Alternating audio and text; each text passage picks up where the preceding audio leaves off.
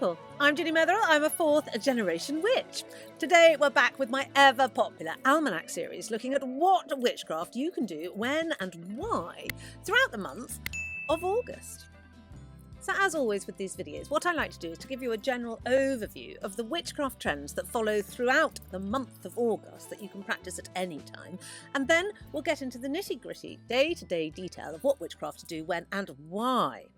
So with that said, let's look at my overview. August is when the god Lugh, the Celtic god Lugh, is striding about the lands looking virile and manly and making sure that we're all having fun. It is a hugely fun month. I, for example, am off camping with the kids. I can't wait. Kids, not so much because they're teenagers, and we're going off to the Gower Peninsula, which is one of the most beautiful parts of the world, in my opinion. It is also a time when there's lots of fetes and fairs, and one of those fairs is known as the Puck Fair in County Kerry in Ireland. Now, the Puck Fair in County Kerry is named for the fairy Puck. He is the sort of prince of the fairies, or the mischief maker of the fairies, because this is a time for the fae. The god Lugh is the Celtic god and father of the fair folk, the good neighbours, and so the fair folk at the moment are out and about, prancing about, having fun, causing mischief. The first week or so of August is known as Lammas-Tide, and this is the fairy feasting. They're out there playing their fiddles, they're dancing in their fairy rings, and possibly making changelings with human babies. So guard your babies well, especially if they're very beautiful, because the fair folk might, steal them and replace them with one of their not so beautiful fairy babies. Now, one of the ways to prevent any changelings happening in your house, or to prevent any mischief being created by the fae in your home, is to do the Covenant of Customs. The Covenant of Customs is simply the old tradition of leaving a fair portion of the harvest out for the fair folk. And so this means, some of the bread that you've made from the first harvest grains, some of the beer that you have been brewing, maybe some sweeties. These offerings should be left in their favourite places, which is that sort of flat stone by the river, that very wonderful grove just in the middle of the wood there. Make sure that you just leave something for them. This means that we are fulfilling our part of the Covenant of Customs, and the fair folk will be appeased for the coming year. August is a time when we should be showing off our physical prowess in honour of the god Lugh, and hence we have a lot of games, such as the Highland Games, which happen throughout Scotland in the month of August. It is a particularly jolly time to be up north at the moment. August is also a month that is known for its weather lore and divination. So you should count the number of fogs that occur in August. This will correspond with the number of snowfalls that you're going to have over the winter. August is also a time for summer storms, and you might hear thunder. Now, it's very important if you hear thunder in August to note which day of the week it falls on, because each day portends something for the future. So I'm going to have to read this because I can't remember this. If it thunders on a Sunday, there's going to be the death of a learned man. If it thunders on a Monday, it means death of a woman. Presumably a famous woman or someone associated with yourself.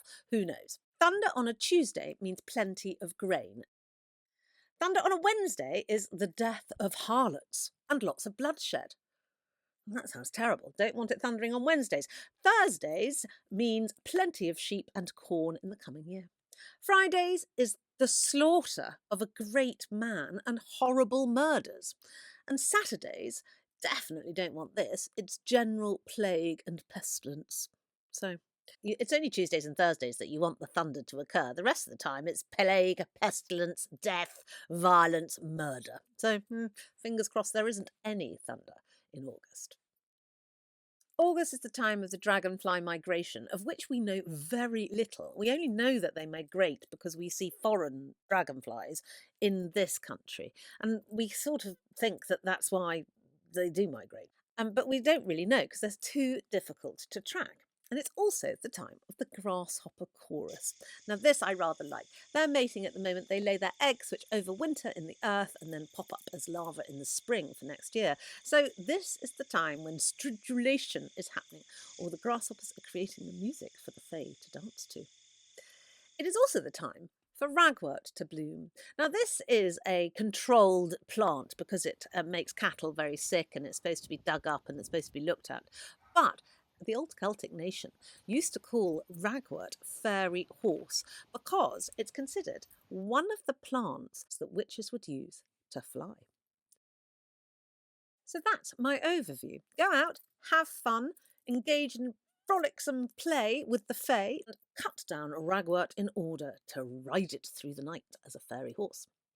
So, with that said, let's look at the nitty gritty day to day detail of what witchcraft you can do when and why. And we're going to start, of course, with the 1st of August. Now, I obviously have done several videos, actually, I think, this year on the 1st of August. I love August, and that's why you've got a lot of videos on this particular subject. I will put it up here for you. Do go and have a look if you want to. So I'm not going to tell you very much about Lammas, but I am going to say that Lammas is known as the Yule of August, which I found out from this very old, very battered 1840 book of popular antiquities, and absolutely fascinating, I may say. The Yule of August is simply because it's 6 months on from Yule. And Yule is one of the big festivals in the pagan calendar, as is Lammas. The 4th of August is Black Shuck Day. Now, in 1577, a black phantom dog ran amok in Blythburgh and Bungay in Suffolk, and this black shuck was considered the devil. On this day, the 4th of August, if you dance 3 times around the Druid stone, you can call forth Black Shuck or the devil. And if you dance around the Druid stone 12 times, then put your ear to the stone. You will hear an answer to any question of your choice. The Druid stone is a wonderful ancient megalithic artefact of which we know nothing. The 7th of August is Global Forgiveness Day. Now, this is a modern festival and hasn't really got anything to do with witchcraft. However, I wanted to tell you about a charm that you could use if you need to beg forgiveness from someone. So you create a bouquet of flowers from violets, geraniums and lavender. It doesn't have to be all of these, it's just, some of them. And then when you're begging forgiveness from the person that you are begging forgiveness from, you crush the flowers underfoot because this will release the spell and they will grant you forgiveness from the bottom of their heart. The 9th of August is the night of the full moon. This full moon is known as the grain moon, barley moon, or lynx moon, and we don't have lynxes in this country anymore, but it's when lynxes used to be out and about, apparently, when we did have them. It is a particularly beautiful moon because it lights up our fields, it lights up our parties, so it's a very joyous moon, this one. So this moon is great for harvest abundant rituals, especially as it's in Aquarius. And Aquarius is all about being collaborative and enabling.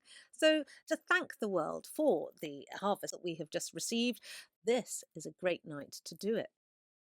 Observe the moon this day because it is also a weather divination day. If the moon is red, we will have violent storms. If the moon is pale, it will rain. And if the moon is dripping, which I think means that if the clouds are going across it and making it look a bit sort of washed out, it means a lot of rain. So it's either rain, a lot of rain, or storms from this moon. The 9th of August is also the date of the Bury Man Festival in Scotland. This is where they cover a man in burrs and parade him around and he brings good luck to all. I would love to see this festival. If any of you have been to this festival, can you let me know because it just looks really fun. The 11th of August is a busy day. Today is the day you should make your square cross from rowan wood. Rowan wood is incredibly protective, and square crosses, especially those tied with red thread, very important to use red thread, red is protection, will keep away the following: fairies, zombies, witches, the forces of evil, fire, and milk snatchers. So, no Margaret Thatcher for us then. From the 11th of August onwards, it's also the time to harvest your seeds for next year. Seeds must be harvested at the wane of the moon because this is when they should be harvested. The moon's energy will help produce the most fruitful seeds that you can get. You should store them in either a wooden box or paper, an earthenware jar, or leather bags, depending on the type of seed. Make sure it's dry and sunny before you go out and store them. If you can hear the church bells ringing from further away than normal, this means that rain is coming. Do not harvest. The 12th to the 13th of August is the best time to view the Perseids Meteor Shower. Now, this is one of my favourite showers throughout the year because A, it's August and it's most likely going to be warm, so you can sit outside without freezing to death and watch the beauteousness of the stars. The Perseids Meteor Shower is one of the finest throughout the year. There's up to 60 meteors an hour. And of course, what do you do if you see a shooting star? Well, you make a wish, don't you? Remember, you should only wish for yourself. The 19th of August is traditionally the day when your first bunch of grapes are ripe and ready, and so you should pick them and then eat them. If you can't do this, just go to the shop and get some grapes, because if you eat grapes today, you will have luck for the rest of the year. The 20th of August is the day which will help you protect against curses and hexes. The way you do this is simply that hazelnuts, or filiberts as they're known in the old country ways, are now available. And what you need to do is you need to find the double hazelnut, and then you can use this as a talisman, carrying it around in your pocket to protect you from all sorts of evils. However, if you can't find any hazelnuts today, you can just sprinkle caraway seeds on your doorstep, and this will work just as well. The 23rd of August is the date of the new moon. The new moon is in Virgo, so each new moon takes on the characteristics of the zodiac sign that it comes into. And as this new moon is in Virgo, this is all about health and organisation. So this is a great time to start your diet. I would actually focus on just my health in general from this time. If you make your plans for the next month about, just making small changes, such as taking a long walk once a week, then you'll find that it will come to fruition at the next new moon. The 23rd of August is also the date where the sun enters the house of Virgo. And as always, let's find out what the calendar of shepherds from 1604 decides the Virgo man and the Virgo woman is like. So, the man born under Virgo shall be a good householder, ingenious and solicitous, shamefast and of great courage. Oh, he's rather nice, isn't he? But he will be soon angry, and scarcely shall he be a while with his first wife. He shall be in peril by water, and he shall have a wound with iron, and he shall live 70 years. The woman shall be shamefast, ingenious, and painstaking. She ought to be wed at 12 years old, but she will not be long with her first husband. Her life will sometime be in peril, and she shall have dolour at 10 years. Dolour is melancholy, so she'll be melancholy at 10. And if she shall escape, she shall live again till 70 years. She shall bring forth a virtuous fruit, and everything shall favour her. Man and woman shall both suffer many temptations, but they shall delight to live in charity, but they shall suffer much, whatsoever it be. 27th of August is when wild poppies abound. But you should never stare too long at a wild poppy, lest you go blind. And you shouldn't pick them, because this will bring lightning. And if you pick the black poppy, this will cause extreme sluggishness in men, to the point of death. The 29th of August is the day that you should pick your St. Johns Wort.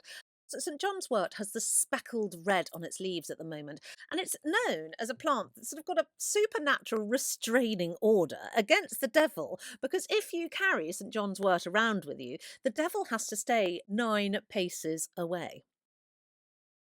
Lastly, as I say every year, the 31st of August is the day when the dove returned with an olive branch in its mouth to Noah in his ark, meaning that the floods had abated and he could return to land.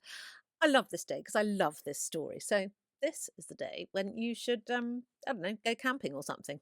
Thank God that we're not covered in flood. If you'd like to know more about the traditional work and the old ways of the witch, then do come and join me on Patreon. Go to patreon.com/Ginny Metheral and you'll find a variety of tiers for you to join. And if you've enjoyed this video, it would be wonderful if you could just like and subscribe and share, because that really cheers my soul.